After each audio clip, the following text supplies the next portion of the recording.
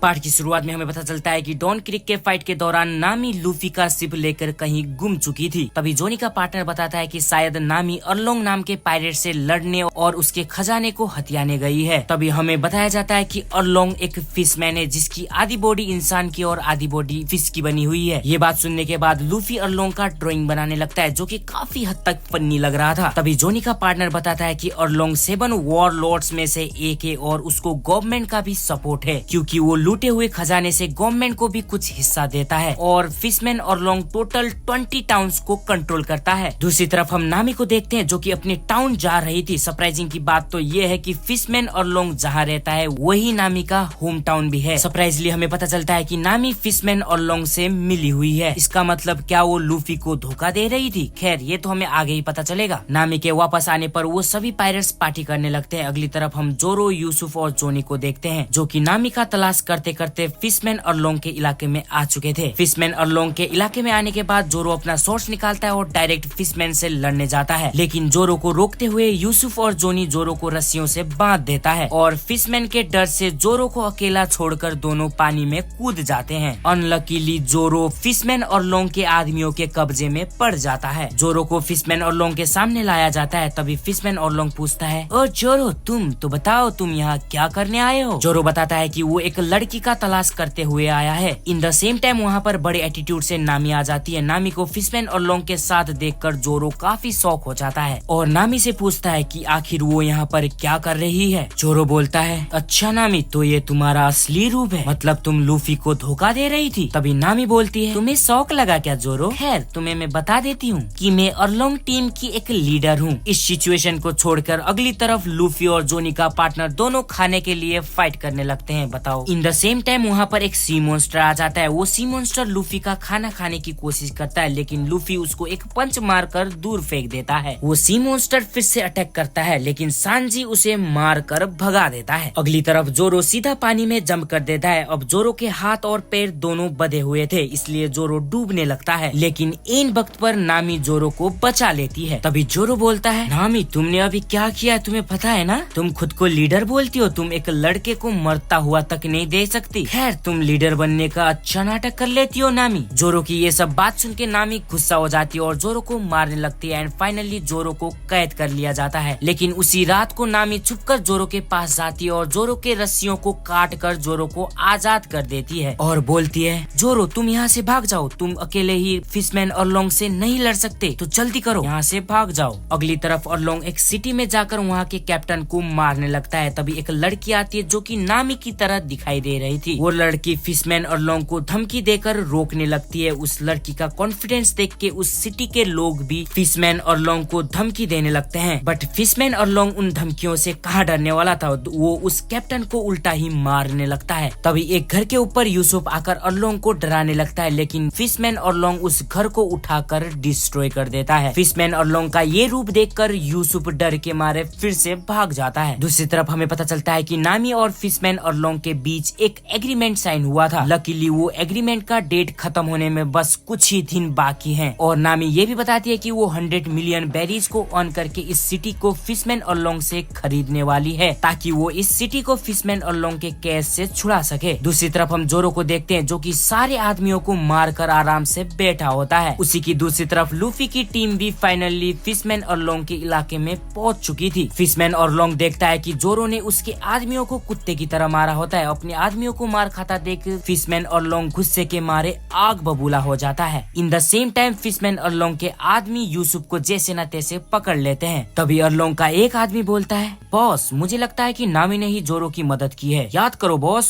उसने डूबते टाइम भी जोरो को बचाया था ना? नामी छुपकर उन सब की बातें सुन रही थी। तभी नामी सामने आती है और बोलती है, फिशमैन अर्लोंग मैं इस क्रू में 8 साल से हूँ, तो आपको मुझ पर इतना भी भरोसा नहीं है? नामी की इस बात को सुनकर फिशमैन अर्लोंग नामी से माफी मांगने लगता है। अर्लोंग का भरोसा जीतने के लिए नामी यूसुफ को चाकू मारकर पानी में फेंक देती है। अनलकीली ये नजारा जोनी देख लेता है। उसी की अगली तरफ लूफी का शिप भी अनकंट्रोल हो जाता है, तो इसलिए लैंड में थोड़ा बहुत दिक्कत हो जाता है और शिप डायरेक्ट जाकर पहाड़ से टकरा जाता है। इन द सेम टाइम वहाँ पर जोनी आता है और बोलता है, हम लेट हो गए बिग ब्रो यूसुफ, मारा गया। नामी ने उसे मार डाला। जोनी की इस बात को सुन के सबके सब शॉक हो जाते हैं। जोनी गुस्से में बोलता है कि नामी एक घटिया लड़की है, वो शुरू से ही पैसे के पीछे थी और वो हम सबको धोखा दे रही थी। लेकिन जोनी की इस बात पर लूफी काफी ज्यादा गुस्सा हो जाता है। लूफी मानने को तैयार ही नहीं था कि नामी यूसुफ को मार सकती है। इन द सेम टाइम वहाँ पर नामी आ जाती है। नामी को देखकर जोनी काफी ज्यादा गुस्सा हो जाता है। तभी नामी कहती है कि वो सब लोग मिलकर भी फिशमैन और लोंग को नहीं हरा सकते। फिशमैन और लोंग के सामने वो सब कीड़े मकोड़े की तरह हैं। तभी जोरो नामी से यूसुफ के बारे में पूछता है। नामी बताती है कि उसने यूसुफ को मार कर पानी में फेंक दिया है। ये सुनने के बाद जोरो को नामी के ऊपर बहुत ही ज्यादा गुस्सा आ जाता है और वो नामी को मारने आगे बढ़ता है। लेकिन सांची आगे आकर जोरो को रोक लेता है। लेकिन ये साला लूफी इस सिचुएशन में भी सोने लगता है। क्या करूँ भाई इसका मैं। और नामी भी वहाँ से चली जाती है। दूसरी तरफ हम यूसुफ को देखते हैं और हमें पता चलता है कि नामी ने यूसुफ को मारा नहीं था, बल्कि मारने का नाटक करके ही उसे बचाया था। जैसे न तैसे यूसुफ जोरो को लूफी और सांची के पास आ जाता है। यूसुफ को जिंदा देखकर सारे के सारे उससे पूछने लगते हैं कि उसे तो नामी ने मार दिया था ना, तब वो जिंदा कैसे है। यूसुफ बताता है कि फिशमैन और लोंग से बचाने के लिए नामी ने उसे मारने का नाटक किया था। इन द सेम टाइम वहाँ पर नामी की बड़ी बहन आ जाती है और वो नामी की पास्ट की बातें बताने लगती है। लेकिन लूफी को नामी के पास से कोई भी लेना देना नहीं था, इसलिए वो वॉक करने चला जाता है। हमें बताया जाता है कि नामी एक अनाथ लड़की थी और उसे एक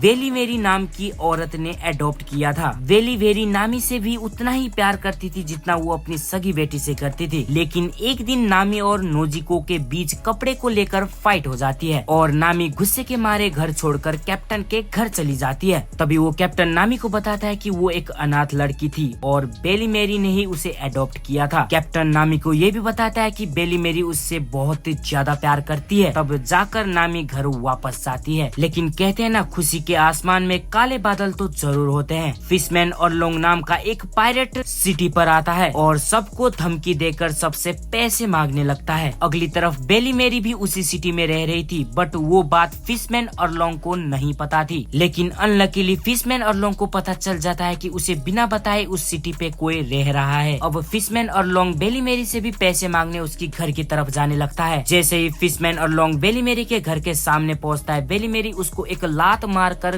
गन दिखाने लगती है और बोलती है, मैं एक मरीन हूँ, तो मेरी बात अच्छे से सुन लो फिशमैन और लोंग। तुम एक पायरेट हो तो इसलिए तुम्हें इस सिटी को छोड़कर जाना होगा। लेकिन फिशमैन और लोंग अपने दांतों से ही उस गन के टुकड़े टुकड़े कर देता है। फिशमैन और लोंग बेली मेरी को मारने लगता है, लेकिन ठीक टाइम पर कैप्टन आकर फिशमैन और लोंग को पैसे दे देता है और बेली मेरी की जान बचा लेता है। फिशमैन और लोंग एक जान के बदले 1 लाख यौन पैसा लेता है। अब बेली मेरी के साथ नामी और नोजिको भी रहती थे, तो इसलिए बेली मेरी को अब 3 लाख यौन देना पड़ेगा। लेकिन बेली मेरी के पास इतने पैसे नहीं थे कि वो तीनों की जान बचा सके। उसी की अगली तरफ गांव के सारे लोग हथियार पकड़कर बेली मेरी की मदद करने आते हैं, लेकिन वो लोग फिशमैन और लोंग के सामने कुछ नहीं कर पाते। बट पैसे ना देने के कारण और लोंग बेली मेरी को मार देता है। बेली मेरी को मारने के बाद फिशमैन और लोंग नामी को भी अपने साथ लेकर चला जाता है। नामी को ले जाने के बाद गांव वाले सारे मिलकर प्लान बनाने लगते हैं, लेकिन इन द सेम टाइम वहाँ पर नामी आ जाती है और बताती है कि उसने अरलोंग पायरेट क्रू को ज्वाइन कर लिया है। नामी की इस बात को सुनकर सारे लोग हक्के बक्के रह जाते हैं। तभी नोजी को नामी पर चिल्लाती है और पायरेट क्रू को ज्वाइन करने का कारण पूछती है। तभी नामी बताती है कि वो डर डर कर जिंदा नहीं रहना चाहती और वो बेली मेरी जैसे मरना भी नहीं चाहती। नामी की इस बात को सुनकर कैप्टन नामी से नफरत करने लगता है, उसे वहाँ से जाने को बोलता है। सीन प्रेजेंट पे आ जाता है। दूसरी तरफ कुछ मरीन को पता चल जाता है कि नामी के पास लूटा हुआ खजाना है, इसलिए वो खजाना को लेने नामी के पास चले जाते हैं। सारे मरीन मिलकर नामी के खजाने को ढूंढने लगते हैं, बट नामी उन्हें रोक लेती है। इन सारे मरीन को और किसी ने नहीं, फिशमैन और लोंग ने भेजा था। इसका मतलब फिशमैन और लोंग नामी को धोखा दे रहा था। इस बात को सुनकर नामी को बहुत ज्यादा शौक लग जाता है। अनलकीली उन मरीन को नामी का खजाना भी मिल जाता है। नामी ने विलेज को प्रोटेक्ट करने के लिए वो खजाना जैसे न तैसे कलेक्ट किया था। इसी कारण नामी उन मरीन को मारने जाती है, लेकिन कैप्टन और नोजिको दोनों मिलकर नामी को रोक लेते हैं। बट वो मरीन का लीडर नोजिको को गोली मार देता है, बट जैसे न तैसे नोजिको को बचा लिया जाता है। फिशमैन और लोंग को इस हरकत को देखकर नामी काफी ज्यादा गुस्सा हो जाती है और वो फिशमैन और लोंग को मारने चली जाती है। बट वो अकेली लड़की फिशमैन और लोंग के सामने क्या ही कर पाती, वो वहाँ से रोते हुए चली जाती है। अब लगता है कि फाइनल बैटल की घड़ी आ चुकी है। सारे सिटी के लोग फिशमैन और लोंग से लड़ने के लिए रेडी हो जाते हैं, लेकिन इन द सेम टाइम वहाँ पर नामी आ जाती है और उन सबको रोकने लगती है। बट इस बार नामी की बात कोई नहीं सुनता, वो सब लोग अरलोंग से लड़ने चले जाते हैं। नामी को फिशमैन अरलोंग पे इतना गुस्सा आ रहा था कि वो अपने ही हाथ पे बने अरलोंग के टैटू को नाइफ से काटने लगती है, लेकिन लूफी आकर नामी को रोक लेता है। नामी अंदर से ही इतना ज्यादा टूट चुकी थी कि वो अब कुछ नहीं कर सकती थी। तभी नामी लूफी से रोते हुए मदद मांगने लगती है और लूफी भी हेल्प करने को रेडी हो जाता है। एंड फाइनली वहाँ पर जोरो, सांजी, यूसुफ और जोनी भी आ जाते हैं। लिटरली बता रहा हूँ, मैं इस सिचुएशन पे काफी ज्यादा एक्साइटेड था। सीन चेंज होता है, लूफी बड़े एटीट्यूड से फिशमैन अरलोंग के सामने आ जाता है और पूछता है, अरे भाई एक बात बताओ, तुम में से फिशमैन अरलोंग कौन है? अच्छा, एक और छोटा बच्चा मुझसे लड़ने आ गया। मैं हूँ फिशमैन अरलोंग, बताओ क्या कर लोगे तुम? फिशमैन अरलोंग तू रुक जा भाई, अभी ये बच्चा क्या करने वाला है तो तेरे को आगे पता चलेगा। लूफी सीधा फिशमैन अरलोंग के सामने जाता है और एक कस के पंच पेल देता है। अब पता चला ये बच्चा क्या कर सकता है। अपने बॉस को मार खाता देख अरलोंग के कुत्ते लूफी पर अटैक कर देते हैं, लेकिन सांजी आकर उन सब को मार देता है। तभी सस्ता ककाशी आगे आता है। हाँ, गुस्सा मत होना, सस्ता ककाशी है, और जोर जोर से अपना गिटार बजाने लगता है। सस्ता ककाशी का गिटार सुनकर वहाँ पर एक सी मॉन्स्टर आ जाता है, जिसे पहले ही जोरो और सांजी ने मार कर भगा दिया था। इस सी मॉन्स्टर को देखकर ऐसा लग रहा था कि किसी ने इसके ऊपर लालटीन जला दिया हो। वो सी मॉन्स्टर लूफी और सांजी को देखता है और वो झटके याद करने लगता है जो सांजी और लूफी ने उसे दिया था। सी मॉन्स्टर अपनी जान बचाकर पतली गली से भाग रहा था, लेकिन फिशमैन अरलोंग सी मॉन्स्टर से लड़ने को बोलता है। अब ना चाहते हुए भी सी मॉन्स्टर फाइट करने को रेडी हो जाता है, बट लूफी उस सी मॉन्स्टर को पकड़कर गोल गोल घुमाने लगता है और उसे दूर फेंक देता है। तभी फिशमैन अरलोंग का एक आदमी लूफी के ऊपर इंक फेंक देता है। उस इंक के कारण लूफी कुछ भी देख नहीं पा रहा था। इसी मौके का फायदा उठाकर वो लूफी के ऊपर एक बड़ा सा पत्थर से अटैक कर देता है, लेकिन ठीक टाइम पर सांजी आकर उस पत्थर को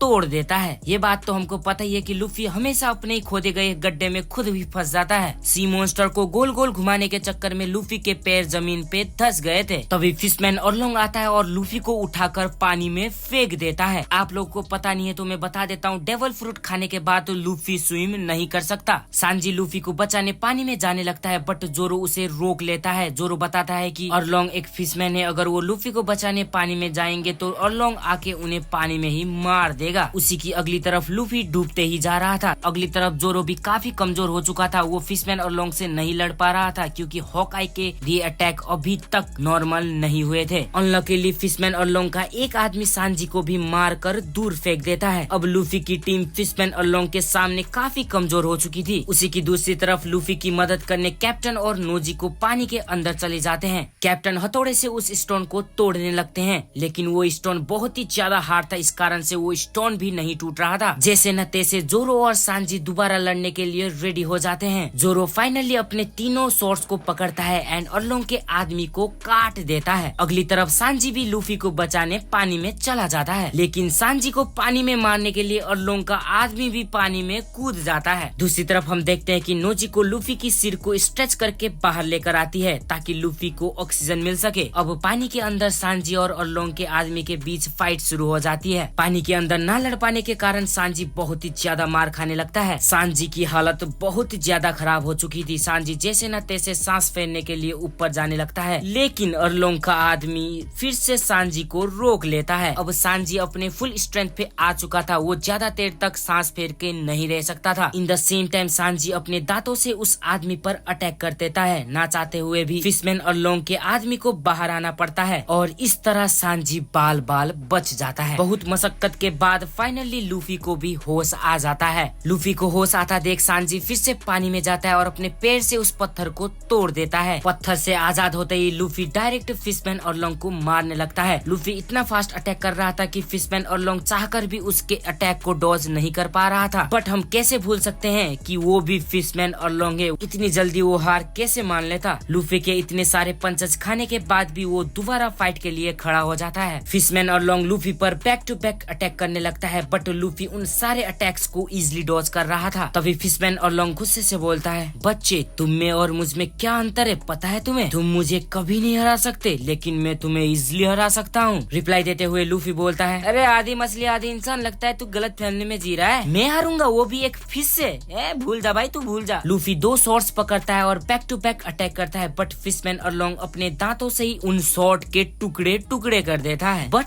बट लूफी एक पंच मार कर अरलोंग के सारे दांत तोड़ देता है, लेकिन फिशमैन अरलोंग के दांत दोबारा ग्रो हो जाते हैं। इस फिशमैन के तो दांत ऐसे ग्रो हो रहे हैं जैसे कि मेरा बाप का बिजनेस भी ग्रो नहीं होता यार। फिशमैन अरलोंग सीधा पानी में चला जाता है और छुपके लूफी पर अटैक करने लगता है। लूफी उन सारे अटैक को डॉज नहीं कर पा रहा था, जिस कारण लूफी काफी ज्यादा घायल हो जाता है। बट एट द एंड जैसे न तैसे लूफी गम पावर का यूज करके अरलोंग को पानी में जाने से रोक लेता है। फिर क्या फिशमैन अरलोंग की फिर से धुलाई शुरू, लेकिन फिर भी फिशमैन अरलोंग फाइट के लिए दोबारा खड़ा हो जाता है। अरे ओड़ा सर, कैसा ओपोनेंट बना दिया, साला मरने का नाम ही नहीं ले रहा। अब फाइनली फिशमैन अरलोंग अपना स्वॉर्ड निकालता है जो कि कई खतरनाक था। उस स्वॉर्ड की मदद से फिशमैन अरलोंग लूफी के ऊपर बैक टू बैक अटैक करने लगता है। लकीली लूफी उन अटैक्स को डॉज कर रहा था, बट एक अटैक लूफी को हिट हो ही जाता है, लेकिन शुक्र है उस अटैक से लूफी ज्यादा घायल नहीं होता। अब लूफी गुस्से के मारे आग बबूला हो जाता है और एक बहुत ही खतरनाक किक मारता है। लूफी के उस एक किक से फिशमैन अरलोंग के साथ उसका महल भी चकनाचूर हो जाता है। भाई अगर लूफी इस एक किक से फिशमैन अरलोंग को मार सकता था तो पहले से वो क्या कर रहा था भाई, इतना दिमाग क्यों खराब किया हमारा। और फाइनली इसी के साथ लूफी इस बैटल को भी जीत लेता है और अभी सिटी के लोग भी आजाद हो जाते हैं। एंड उसी के साथ लूफी की टीम एक और पड़ाव को करने के लिए आगे बढ़ने लगती है। टीम शिफ्ट होता है और हम एक मरीन के मीटिंग को देखते हैं जहाँ पर लूफी को क्रिमिनल घोषित कर दिया जाता है और लूफी के ऊपर टोटल 13 मिलियन का बाउंटी लगा दिया होता है, यानी कि इनाम लगा दिया होता है। ये बात चारों तरफ आग की तरफ फैल जाती है और लूफी को भी इस बात का पता चल जाता है, बट हमारा लूफी जोर जोर से हंसने लगता है। लूफी एक क्रिमिनल घोषित हो चुका है, ये बात उस मरीन के लीडर को भी पता चल जाता है जिसे हमने पिछले पार्ट में देखा था। इसलिए वो मरीन का लीडर लूफी को पकड़ने चला जाता है। वो मरीन का लीडर लूफी को मारने के लिए उसके ऊपर तोप से अटैक करता है, बट जोरो आगे आकर उस तोप को बीच से काट देता है। एक अटैक अनसक्सेसफुल होने के बाद वो मरीन दोबारा तोप से अटैक करने लगते हैं, बट अनलकीली वो तोप के गोले उन्हीं पर फट जाते हैं। अब मरीन का लीडर गुस्से के मारे आग बबूला हो जाता है और लूफी को मारने उसी के शिप में चला जाता है, लेकिन लूफी उन सबको एक ही झटके में मार गिराता है। इन द सेम टाइम उस लीडर के सामने सांजी आ जाता है। सांजी को देखकर मरीन का लीडर डर के मारे पानी में कूद जाता है। उसी की अगली तरफ हम हॉकाई को देखते हैं जो कि एक आइलैंड पर आता है और इस आइलैंड पर और कोई नहीं सैंक्स होता है। फाइनली कई टाइम के बाद हम सैंक्स को देख रहे हैं। हॉकाई सैंक्स को लूफी का फोटो दिखाता है। लूफी का क्रिमिनल वाला फोटो देख सैंक्स काफी ज्यादा शॉक हो जाता है। अब लूफी एक क्रिमिनल पायरेट बन चुका था तो इसलिए सैंक्स खुशी के मारे पार्टी करने लगता है। अगेन से सीन लूफी पर शिफ्ट होता है। तभी नामी लॉक टाउन के बारे में बताती है। हमें बताया जाता है कि इस टाउन में किंग पायरेट्स यानी कि गोल्ड रोजर का जन्म हुआ था और यहीं पर गोल्ड रोजर की मौत भी हुई थी। अब लूफी उस टाउन में जाने के लिए डिसाइड करता है एंड फाइनली लूफी की टीम लॉक टाउन में जाने के लिए निकल पड़ती है। अगेन से सीन शिफ्ट होता है। हम छोटे कैप्टन बग्गी को देखते हैं। कैप्टन बग्गी एकदम छोटा हो चुका था क्योंकि लूफी के हाथों मार खाने के बाद कैप्टन बग्गी के कई बॉडी पार्ट्स गुम चुके थे और अपने बचे हुए बॉडी पार्ट से ही उसने अपनी बॉडी बनाई थी। सर्वाइव करते करते कैप्टन बग्गी एक छोटे से आइलैंड पर पहुंचता है जहां पर उसे एक चूजा दिखाई देता है। उस चूजे को देखकर कैप्टन बग्गी उसे डिनर बनाने के लिए पकड़ने लगता है। जैसे ही कैप्टन बग्गी उस चूजे को खाने वाला होता है तभी वहाँ पर उस चूजे की माँ आ जाती है जो कि काफी बड़ी होती है। चूजे की माँ को देखकर कैप्टन बग्गी डर के मारे भाग जाता है और एक पेड़ के पीछे छुप जाता है, लेकिन जैसे न तैसे वो मुर्गी कैप्टन बग्गी को खा लेती है। कैप्टन बग्गी का टेस्ट इतना खराब था कि वो मुर्गी तक उल्टी कर देती है, जिसकी वजह से कैप्टन बग्गी उड़ता उड़ता एक दूसरे आइलैंड पर पहुंच जाता है। ये वही आइलैंड था जहां पर लूफी की टीम ऑलरेडी पहुंच चुकी थी। इस बुटके को देखकर कुछ याद आया। अब दोनों छुटकनों के बीच फाइट शुरू हो जाती है। दोनों फाइट में काफी फनी लग रहे थे। एक दूसरे को मारता है तो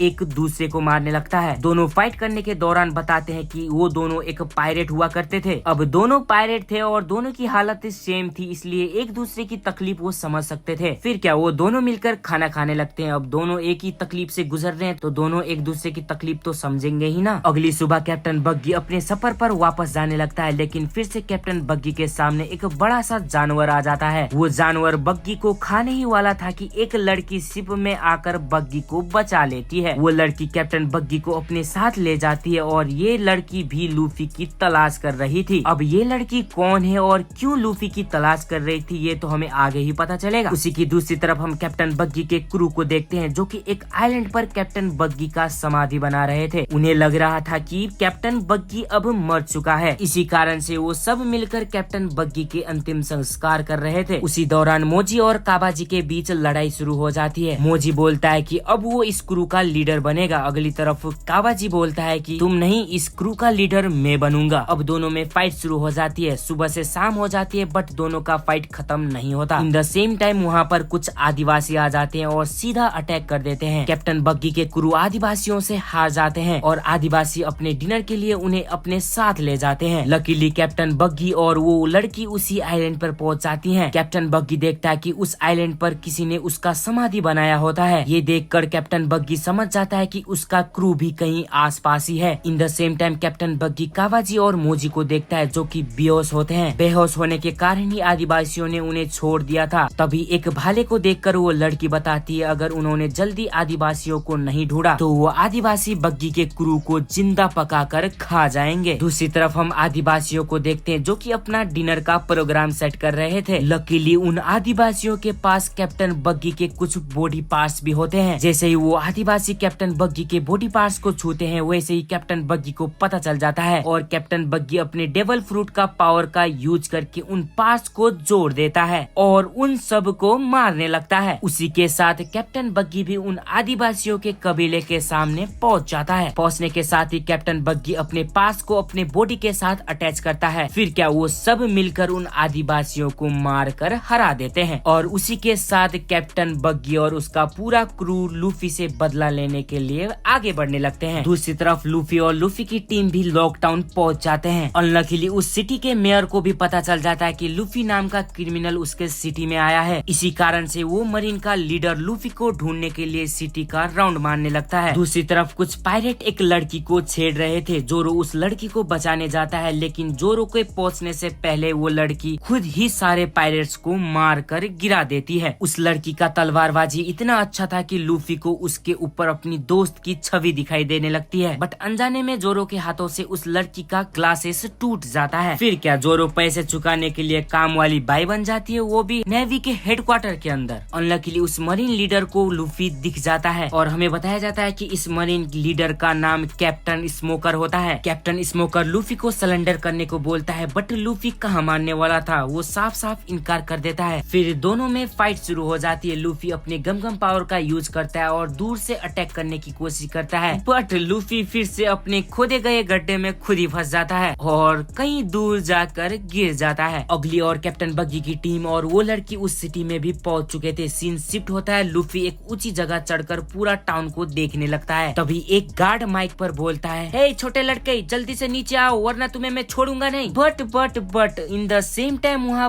पर कैप्टन बग्गी के साथ वाली लड़की आ जाती है। वो लड़की बोलती है, मैं तुम्हें कब से ढूंढ रही थी लूफी, तुम अब जाकर मुझे मिले हो। लूफी उस लड़की को देखकर हक्का बक्का हो रहा था। ये मत कहना कि लूफी तुम मुझे नहीं पहचानते, क्या तुम मुझे भूल गए लूफी? लूफी बोलता है, अरे मैं जानूंगा तो ही पहचानूंगा ना, आखिर हो कौन भाई तुम? और हमें पता चलता है कि ये और कोई नहीं एल्बिडा सामा होती है जो कि एपिसोड नंबर 1 पे आई थी। हाँ वही मोटी लड़की। भाई ये कैसे हो गया, मुझे अपनी आंखों पे यकीन नहीं हो रहा था। वो देखो और ये देखो भाई, जमीन आसमान का अंतर है। लूफी तक ये सुनकर सदमे में चला जाता है। इन द सेम टाइम वहाँ पर कैप्टन बग्गी भी आ जाता है। कैप्टन बग्गी के आदमी लूफी को कब्जे में ले लेते हैं। लूफी खुद को छुड़ाने की बहुत ही कोशिश करता है बट वो कुछ नहीं कर पाता। इन द सेम टाइम वहाँ पर सांजी और जोरो आ जाते हैं। पायरेट जोरो को अपने सामने देखकर वहाँ के लोग डर के मारे भाग जाते हैं। कैप्टन बग्गी के आदमियों और जोरो सांजी के बीच फाइट शुरू हो जाती है। जोरो और सांजी मिलकर बग्गियों के आदमियों को कुत्ते की तरह मारने लगते हैं। जैसे ही कैप्टन बग्गी लूफी को मारने लगता है वैसे ही वहाँ पर जोरदार बिजली चमकने लगती है। उस बिजली के कारण वो टावर जिस पर लूफी और बग्गी खड़े थे वो जलकर गिर जाता है। बट लूफी एकदम सही सलामत था लेकिन बग्गी की हालत देख सकते हो, जलकर काला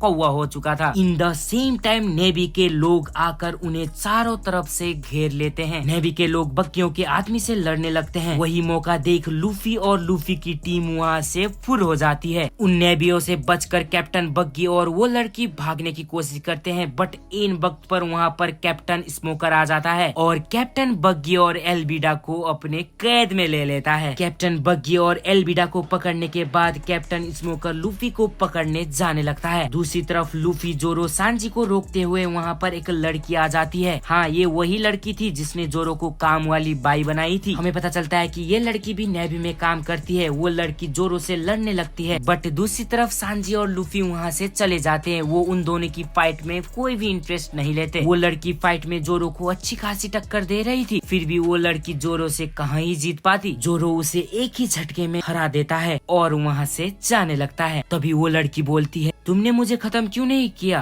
क्या इसलिए कि मैं एक लड़की हूँ? उस लड़की की ये बात सुनकर जोरो अपने पास्ट की बातें याद करने लगता है। तभी जोरो गुस्से से बोलता है, सुनो लड़की, तुम एकदम मेरी फ्रेंड की तरह लगती हो, जो कि कई साल पहले मर चुकी है। तुमने भी वही शब्द कहा जो मेरी फ्रेंड कहा करती थी, इसी कारण से मैंने तुम्हें कुछ भी नहीं किया। बच्चे की तरह बोलना बंद करो। मैं अपनी मर्जी से जीती हूँ, मुझे कोई इंटरेस्ट नहीं कि तुम्हारी फ्रेंड क्या बोलती थी। समझ में आया तुमको बात? इससे पहले लूफी और सांजी ज्यादा दूर जा पाते, उससे पहले कैप्टन स्मोकर उनके सामने आ जाता है। कैप्टन स्मोकर बोलता है, लूफी तुम मुझे हराए बिना ग्रैंड लाइन तक नहीं जा सकते। अगर तुम ग्रैंड लाइन तक जाना चाहते हो तो तुम्हें पहले मुझे हराना होगा। अब कोई सामने से लूफी को चैलेंज दे और लूफी उस चैलेंज को एक्सेप्ट ना करे, ये हो नहीं सकता। लूफी और कैप्टन स्मोकर फाइट के लिए रेडी हो जाते हैं। मरीन लीडर कैप्टन स्मोकर अपने स्मोक से लूफी पर अटैक कर देता है और लूफी को हवा में उड़ा देता है। लूफी भी गम पावर से अटैक करने लगता है, पर कैप्टन स्मोकर का स्मोक उसे प्रोटेक्ट कर लेता है। कैप्टन स्मोकर भी स्मोक की मदद से लूफी के पीछे टेलीपोर्ट हो जाता है और लूफी को खत्म करने ही वाला था कि एक बड़ा सा इंसान आकर कैप्टन स्मोकर को रोक लेता है। उस बड़े आदमी के बोलते ही वहाँ पर जोर जोर से खतरनाक आंधी तूफान आने लगता है, जिस कारण वहाँ के सारे चीजें हवा में उड़ने लगती है। यही मौका देखकर लूफी अपनी टीम को लेकर शिप में भाग जाता है। अगली तरफ उसी तूफान के कारण से कैप्टन बग्गी और एल्विडा भी उसके कैद से भाग जाते हैं। तभी हमें पता चलता है कि इस बड़े आदमी का नाम ड्रैगन होता है। लूफी को पकड़ने के लिए कैप्टन स्मोकर भी ग्रैंड लाइन जाने की तैयारी करने लगता है और उसी की दूसरी तरफ कैप्टन बग्गी भी ग्रैंड लाइन जाने के लिए निकल पड़ता है।